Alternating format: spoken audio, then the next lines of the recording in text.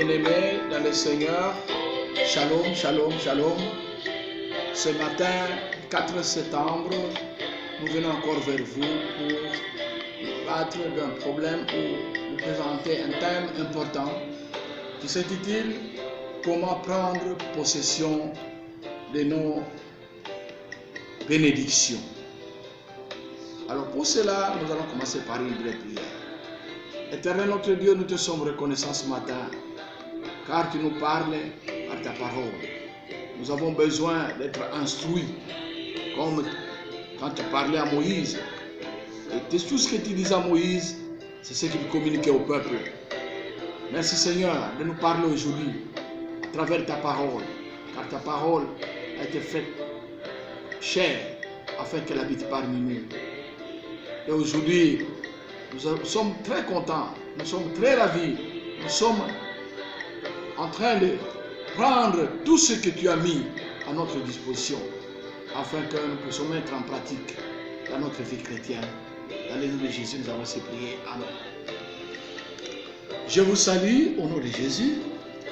Ce matin, j'ai un thème à partager avec celui qui va suivre cette vidéo. Le thème, comment prendre possession de nos bénédictions. Pourquoi nous parlons de bénédictions? Parce que dans la parole de Dieu, il y a plusieurs bénédictions. La parole libère toutes sortes de bénédictions. La Bible dit qu'il nous a bénis depuis la fondation. Il nous a bénis de toutes sortes de bénédictions, tant dans le lieu céleste qu'en le monde terrestre. Aujourd'hui, je veux que quelqu'un comprenne l'importance de cet homme dans sa vie chrétienne. Nous avons partagé Exode, le livre d'Exode au chapitre 23, à partir du 20e verset jusqu'au 25e. On saura peut-être descendre, mais nous allons peut-être nous arrêter là-bas. Je voudrais faire la lecture de cet extrait. Voici, j'envoie un ange devant toi pour te protéger en chemin, pour te faire arriver au lieu que j'ai préparé pour toi. Tiens-toi assis les gardes en sa présence et écoute sa voix. Ne lui résiste pas parce que en lui j'ai mis mon nom. Si tu écoutes sa parole, si tu fais tout ce qu'il te dira, je serai l'ennemi de tes ennemis et l'adversaire de tes adversaires. Mon ange marchera devant toi et te conduira chez les Amoréens, les Essiens, les Phérésiens, les Cananéens, les Éviens, les Jébusiens, et je l'exterminerai. Tu ne te procéderas point devant le Dieu et tu les serviras point.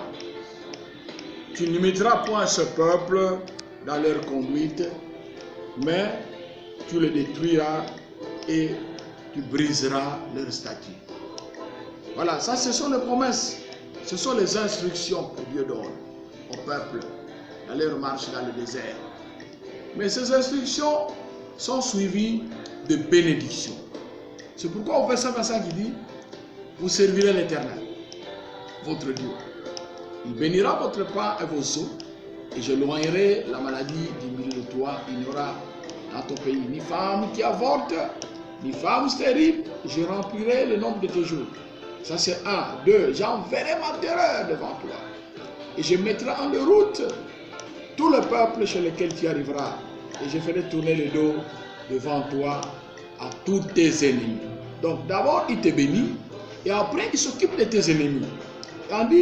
Il dit encore, j'enverrai le frérot devant toi. Et ils chasseront loin de ta face les Éviens, les Cananéens et les Étiens.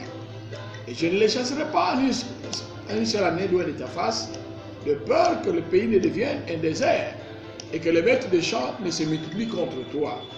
Je les chasserai peu à peu loin de ta face, parce que jusqu'à ce que tu augmentes en nombre et que tu puisses prendre possession du pays. J'établirai les limites, voilà. Ici, il a d'abord défini comment il va le faire. Et maintenant, il va le placer, il va placer le peuple. Où?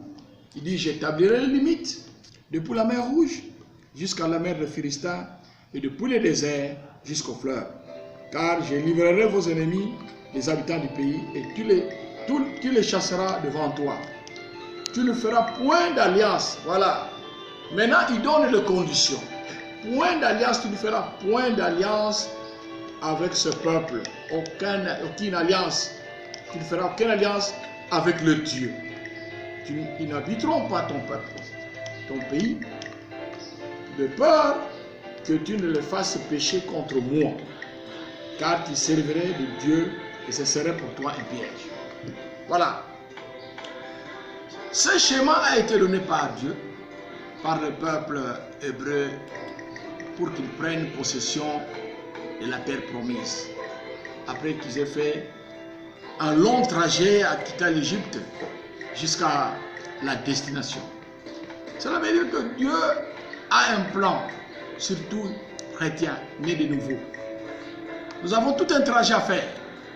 Quand tu as reçu le Seigneur Jésus-Christ, ne pense pas que les choses se terminent là-bas. Au contraire, ça commence. Celui qui reçoit Jésus-Christ, il entre dans un processus qu'on appelle le processus du salut.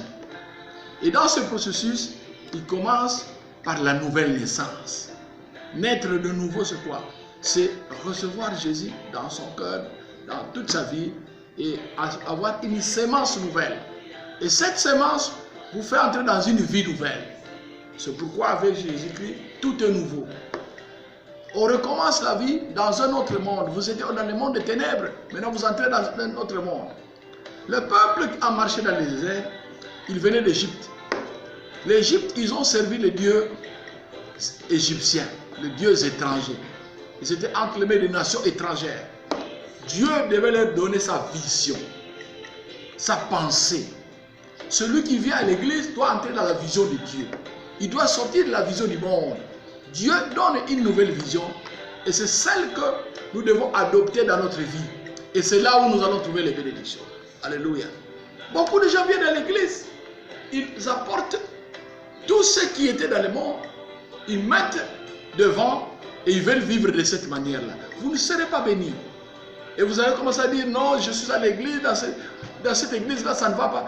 Vous passez d'église en église parce que vous ne vous convertissez pas. Vous ne changez pas de monde. Vous ne changez pas de tribu. D'attribut. Vous faites tout ce que vous avez commencé à faire quand vous étiez dans le monde. Mais quand vous recevez Christ, il y a une sémence nouvelle. Et cette sémence doit vous conduire dans des choses spirituelles. C'est pourquoi une église doit être révélée. Si l'église ne marche pas selon la révélation, l'église va faire ce que le monde fait, la religion. Alléluia. Or, nous sommes dans le christianisme. Alors, nous voyons ici Dieu faire un plan merveilleux pour son peuple qui sort de l'Égypte et qui doit faire habiter dans la terre promise. Il dit, je mets un ange devant toi. Alléluia. Et lorsque nous analysons les caractères, les attributs de cet ange, ce sont les attributs de Dieu. De Dieu. Parce qu'il dit ceci, j'envoie un ange devant toi, mais comment il est? Tu dois te tenir devant ce garde. En sa présence, écoute sa voix. Ne lui résiste pas. Parce que tu lui résistes, il ne pardonnera pas tes péchés. Et il dit, mon nom est en lui. Alors, quand nous voyons les attributs de Dieu,